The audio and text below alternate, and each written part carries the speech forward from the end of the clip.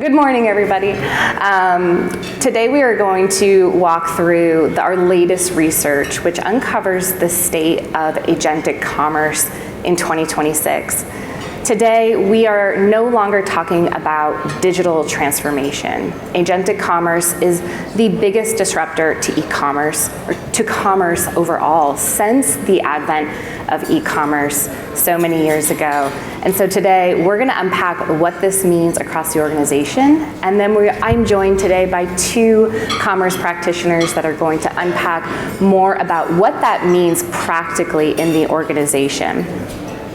Before we begin, just to remember, always make purchasing decisions based on commercially available products and services. So, as I said, we have a great agenda. My name is Caila Schwartz. I'm the Director of Consumer Insights and Strategy here at Salesforce. My role is to understand the state of today's consumer, and I do that by using all of the amazing data that we have available to us here at Salesforce.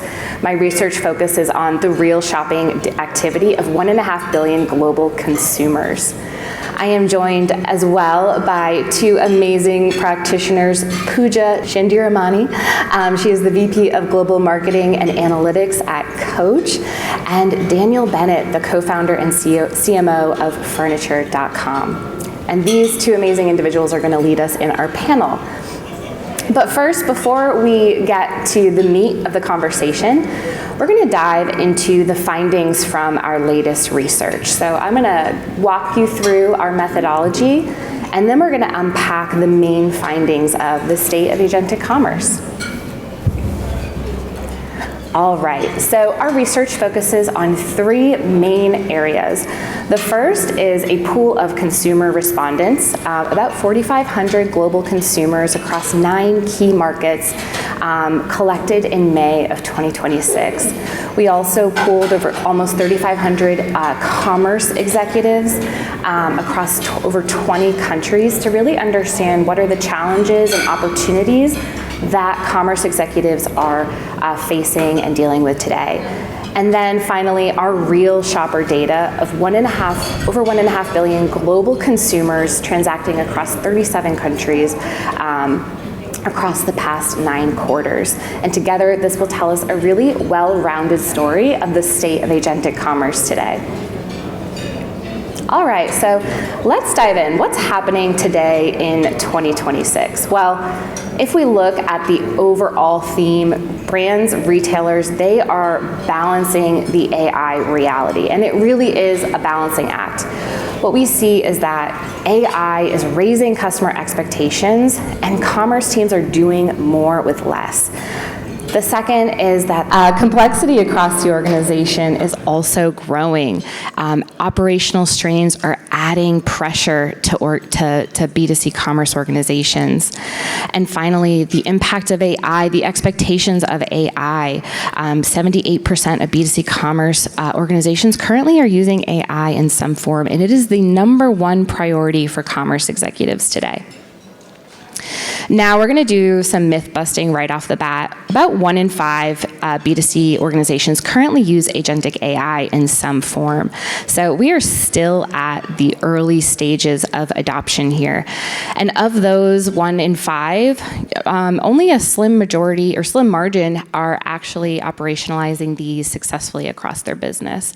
Now, of those who have implemented agentic solutions within their organization, we're seeing immediate improvements across several key functions within their business, whether it's improving customer expectations, delivering on personalization, among a whole host of other benefits. But leaders are reaching an inflection point.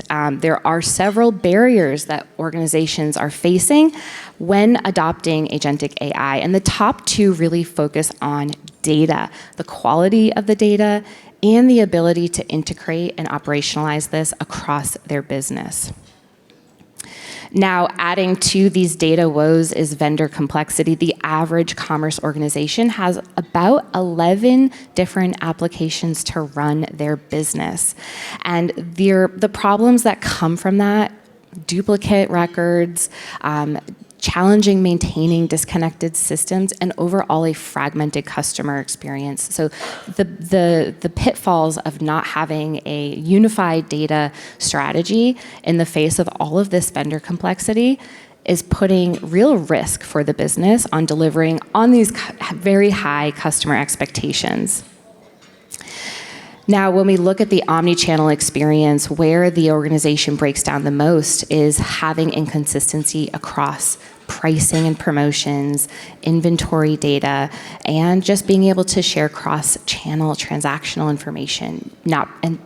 These are huge areas where not having a unified journey can really have a negative impact on the customer experience.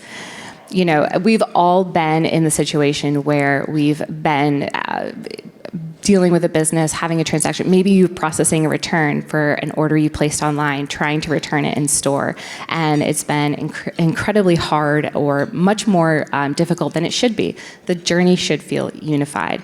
And so the stakes are even higher because we know that the omni-channel experience for today's consumer is really still a priority. When we look at the top channels that consumers prefer to shop, the store is still number one. The store reigns supreme. But why shoppers are choosing the store is a little bit more nuanced than it's been. They want immediate gratification. They want that tactile experience of touching and feeling the merchandise. They also like the experience of discovery and browsing. But the store isn't a vacuum. 42% of shoppers have already researched the product they are about to buy before they even go into the store. And when they're in the store, almost 80% of them are using their phone. And what they're using it for, they're looking for deals, they're checking prices, they're scrolling their social media feed for inspiration. We even know that they're chatting with AI agents while they're scrolling through or walking through the aisles. The outcomes for commerce teams who have improved in data unification are pretty impressive. So 40% report improved customer retention and better AI and automation outcomes. And they also are seeing higher conversion rates. So managing and unifying your data across your organization, breaking down those silos is incredibly important. Something that's equally as challenging and also transformational that we're living through right now is how product discovery is changing. So product discovery is becoming more fragmented across tons of new channels. When we look at where shoppers are going in their shopping journey, we're seeing that more and more shoppers, even just over the past year, report that they are turning to newer channels like traditional or general purpose LLMs like ChatGPT and Gemini. They're turning to social media, whether it's a social AI, a social influencer. They're also using delivery apps more often. We're seeing fewer consumers reporting using more traditional channels, so things like a traditional search or a marketplace or even the traditional brand website. And traffic we're seeing from these AI chats is growing very, very rapidly. We're seeing triple-digit growth year over year across the last 9 quarters in rates of traffic being referred to e-commerce websites from these AI chats. When we look at overall traffic growth, while it is accelerating also very quickly, it is totally eclipsed by the growth from what we're seeing in AI.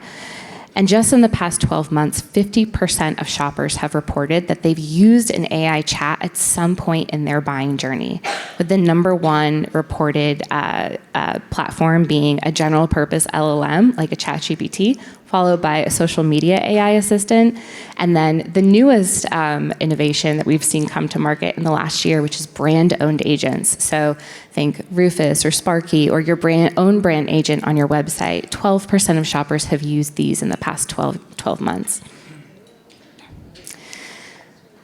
And so when we look at these emerging channels and the complexities of product discovery and all of this, organizations are adapting in real time. And we are seeing organizations making changes to help live up to these customer expectations and bridge that gap between product discovery and their brand. Now, when we look at the complexities across the organization, something that's also emerged in the past 12 to 18 months is that these complexities of data, interoperability, and silos have also meant that brands are more dispersed across different geographies. In fact, the average number of localized e-commerce sites that the average commerce team is managing is 6. And so this has brought its own challenges, and this is more of an operational complexity. So we're moving past some of the commercial complexities that we've seen in the past, and now we're looking at more operational hampering growth. And so what is driving this? It's vendor count. 83% of organizations say that their vendor count has increased in the past 12 to 18 months. And it takes a long time to launch a new site. So vendor sprawl is really compounding this. So before we move on to our panel, what does this mean? What can businesses do to combat some of these challenges and take advantage of all of the benefits of agentic commerce? Well, number one, if it wasn't clear, data is the foundation. So addressing these data quality issues, unifying your data really is the first step. Omnichannel is a mandate, and that means more than just the store and the e-commerce experience. It's across the entire journey, being able to unify all of those experiences. Build for the fragmented journey, so wherever your consumer is discovering and browsing your brand, you have to show up across those channels. And supercharging growth. Again, a lot of the challenges that we're seeing for growth for commerce organizations today are not commercial but operational. So finding ways to prioritize models within your business that reduce a lot of that operational bloat will go a long way to improving growth. All right, so now for the best part of this morning, we're going to open it up to our panel. Pooja and Daniel, thank you so much for being here today. Thank you for inviting us. Thank you. I hope it is the best part. Absolutely. That was a great presentation. Thank you. I love Thank the you. research and the insights. There were some things I had like, oh, I didn't even know this. So. Well, I'm glad to hear it. Absolutely. Well, this really is going to be the best part, and we have a few questions for you both today. Pooja, I'm going to start with you. Yeah. Where are you currently using AI agents in your business, and what are the most impactful use cases that you've seen arise? So we think of AI in 3 layers.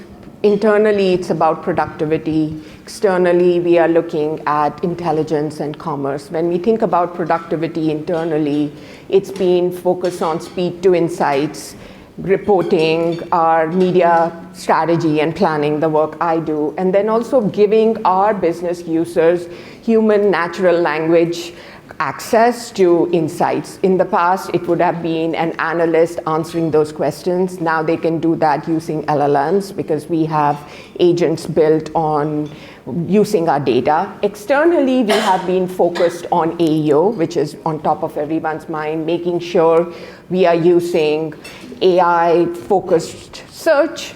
How are we ensuring that our content is showing up when LLMs search for our category?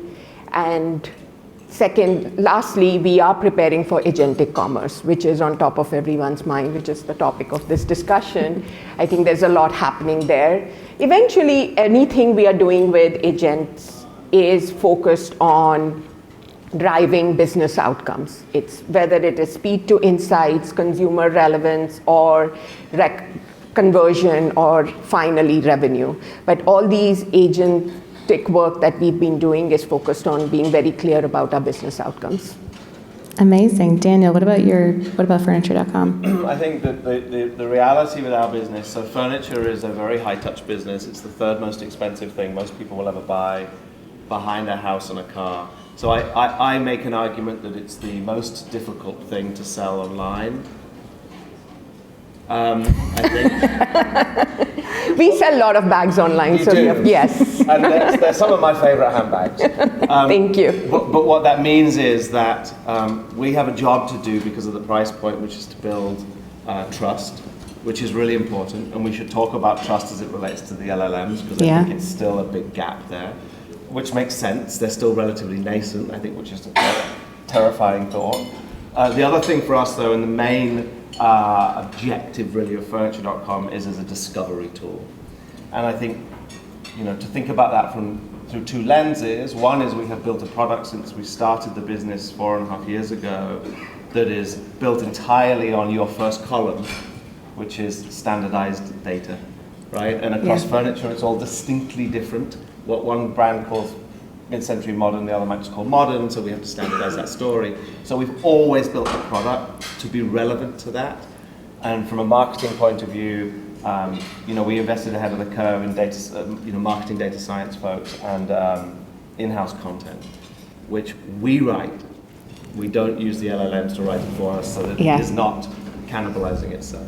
Yeah, that's the one trick I learned over the last 6 months. You have to write the content. You do. Yourself. Unfortunately, you do. Yeah, exactly. Because AI doesn't like AI written content. No. And really, your brand voice has to shine through. And that's the hardest part in this new world. The content is more important than ever, and proving your brand value and your brand voice is more important than ever. Amazing. So, Daniel, what's one thing about implementing AI across your business that's either been easier than you thought or maybe harder than you thought? One of my partners is here today, and she'll attest to this. Our third partner, another Dan, is he's really our sort of CTO in many regards. His title is GM. But he would attest to the fact that in the earliest days when we were first developing the business and building the platform before we sent it live, I think we leaned into some systematic tools that were a mistake in the early days, and we had to go back and unpack a lot of that. And candidly, we had to sort of pivot and rebuild a large part of the platform, which we relaunched again in February. Within that window, so we started the business in March, was it 22? March of 22? Holy mackerel. And then we launched it again in February, or pivoted in February. In that window, the whole world changed. And so what we've done from then is we've really, we've encouraged everybody that works with us, and we've loosened all of our internal systems so that everybody can lean into agentic tools. So from the most junior person on my marketing team through to our head of finance or ops or project management, they're all using variants of complexity as it relates to these tools. So their stack might look different, but they all have access to it, and they're expected now to work with it. We're small, we're only 85 people, and we have never, I think we'll be 85 people for a while, because we're now, rather than firing people, Oracle, we have decided that we will empower them to do more, and that's proving to keep us pretty agile, pretty ahead of the curve. That's amazing. Pooja, what about you? I think in our case, of course, Coach is a very large organization, so we gave access to our users, access to LLMs. So adoption was surprisingly very quick and easy. Anytime you used LLMs, you can quickly get answers. You are impressed with how quickly it can synthesize data and give you insights, automate your workflows. But when you start, the harder part is when you start to scale it at an enterprise level. That's when you need to have standard data definitions, you need to have a clear semantic layer, and you need to build workflows and have data governance so that it can be adopted. So I see the harder part right now is technology is moving so fast, but it's the operating model that needs to catch up, because it is forcing all of us to be thinking about our operating model differently, and forcing us, as you had in your slides, the first layer of data foundation. How do we ensure we have data governance in place, accountability, permissions in place? Because what you don't want end up happening is you have different versions of everyone's insights, and now you are lost because those actions can start to contradict each other. So operating model is going to be the harder part right now. That's where the smaller businesses in the room have an outsized advantage. True. Yeah. The operational shift is, for a big company, it's material, but for a smaller business, if you aren't deliberately flexible and leaving opportunity to discover these things, then I think you're going to get left behind, but the opportunity is there for it. Pooja and I were just talking before breakfast about how AI is a great equalizer in some ways, because it is allowing newer brands, smaller companies to catch up, and there's ways in which it could be more challenging, but also ways in which they can move more quickly in this new world. And Daniel, you talked about trust, and I feel like consumer trust is so hard to win and so easy to lose. And so something that wasn't a part of this original conversation, but I think is really important, is when your data is not unified and when you don't have a really strong strategy as you go into agentic commerce, if you have a bad data foundation, the risk of losing consumer trust is really high. Sorry. And so, I just wanted to comment on that because you both sparked something, and I wanted to comment on that. That's true. But the trust you're losing in that microphone right now. This microphone is failing me.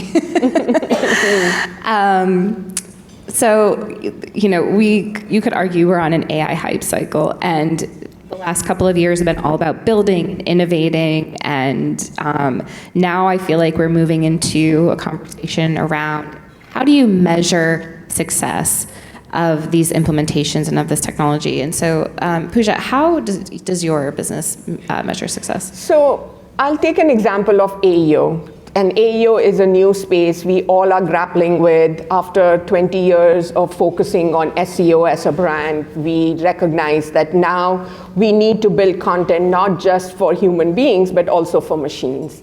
That means that we need to be thinking about our measurement very differently. It is ultimately, as a brand, revenue is our North Star. But we know this space is evolving so fast. As you mentioned in your study, yes, we are seeing traffic into our site, but that is a fraction of traffic. And of course, conversions are better through that traffic, but still it's not very big. So we are looking at other metrics to see if our efforts related to AEO are working. And we are partnering very closely with a third party where we measure how we are showing up as a brand, what kind of brand average position we have, brand visibility, mentions, sentiments. Those are all things that are helping us understand how our content efforts are functioning.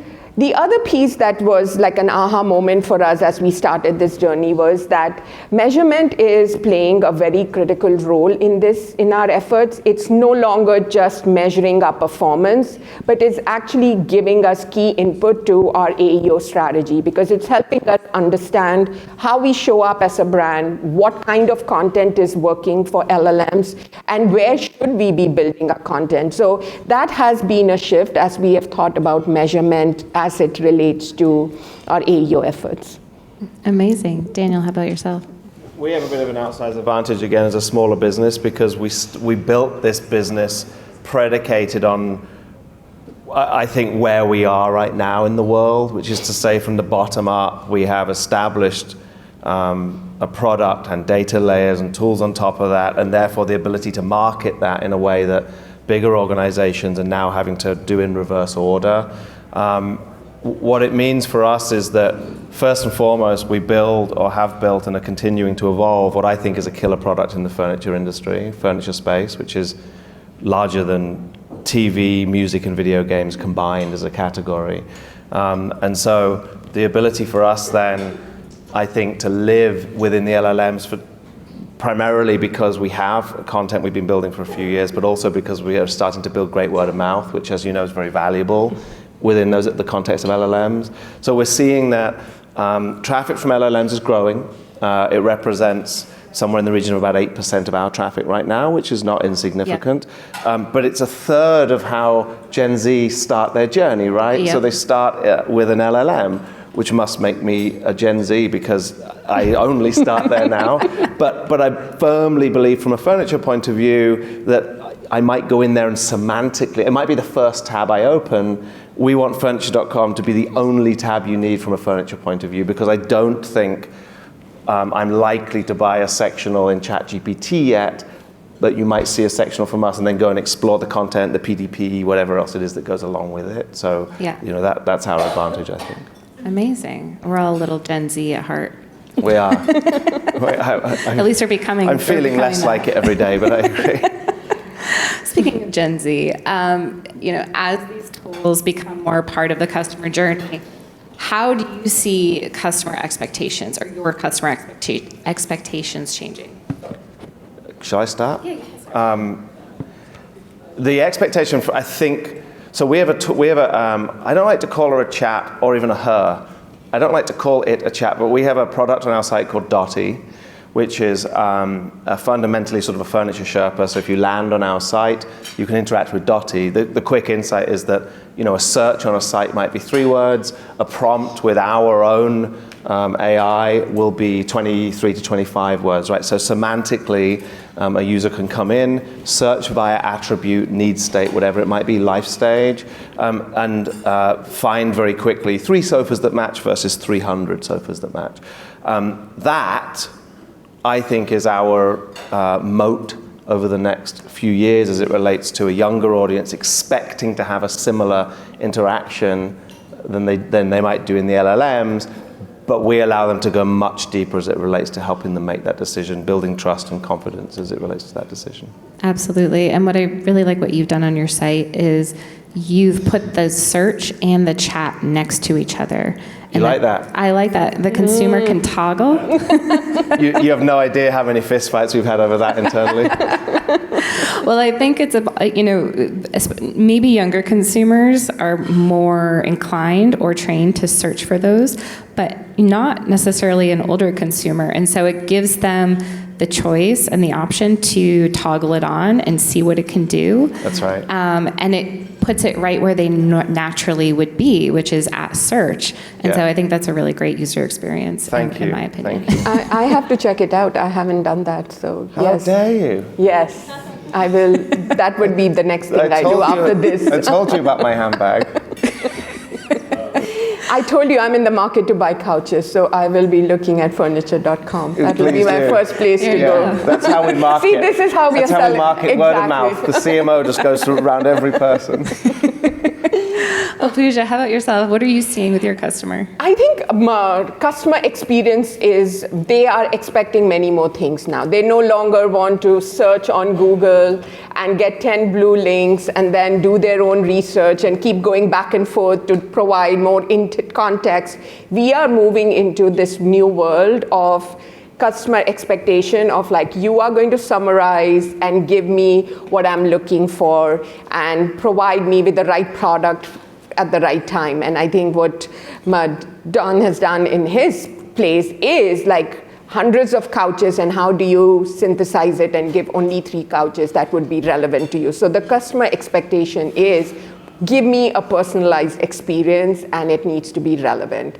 And that is a big shift that brands have to now be thinking about. Absolutely. Customer expectations are changing very rapidly. Yes. But as we talked about, all of these new tools are giving us ways to scale. But it all comes back to the data. So having a unified data layer important to scaling and deploying all of this new great technology into production. Well, Daniel and Pooja, I want to thank you so much for being here with me today. This was an incredibly insightful conversation, and I hope you all enjoyed it. We have our latest commerce research at this QR code. So follow this or get to this link, and you'll see all of our latest commerce research. And with that, I want to thank you all for joining us this morning. Thank you, Pooja and Daniel, especially. Thank you. It was great.